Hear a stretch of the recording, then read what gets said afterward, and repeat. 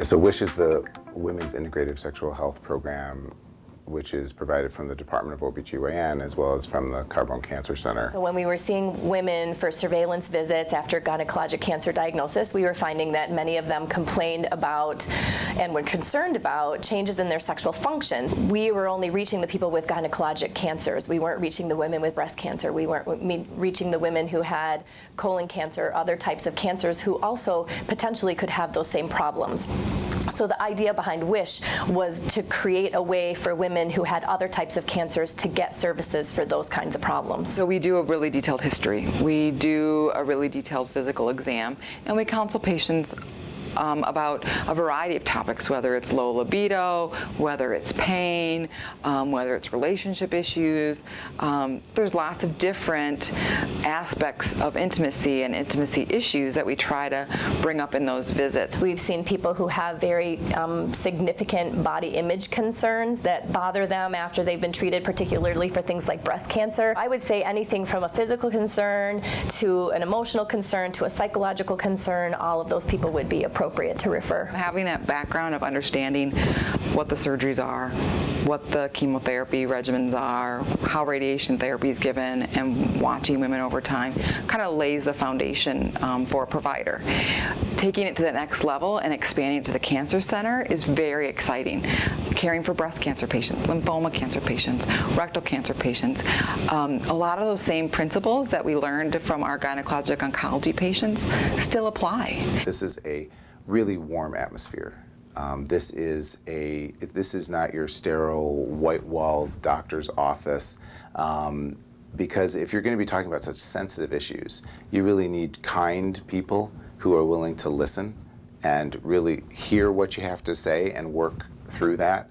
And the people that are in this clinic day to day are kind people who really want to help people get on to their normal lives. When women come in to see us, they're so relieved that someone is just willing to listen. So we have people come, and our first visit is a 60-minute visit, oftentimes up to a 60-minute visit, and most of that time is spent in her telling her story, what her sexual life was like before, how she related to her partner before, and how cancer impacted not only her emotional life and her life with her family and her thoughts about her future, but how it changed her sexuality and her ability to be intimate with the person that she's most connected to in the world. The problem with sexual health and cancer is that providers aren't comfortable talking about it, and patients aren't comfortable bringing it up with their providers. So there's a circle of silence that happens where nobody wants to bring it up. Oftentimes they feel like if they bring this up with their provider, they're just going to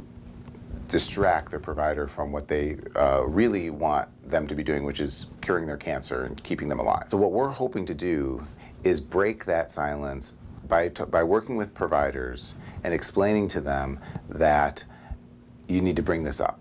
All they need to do is say, we've got a clinic here that can help you. We are collaborating a little bit with a program in Chicago called the Program for Integrative Sexual Medicine, or PRISM. And together, along with the Memorial Sloan Kettering Cancer Center in New York, a group was created, which is we call it the network. It's the Scientific Network on Female Sexual Health and Cancer.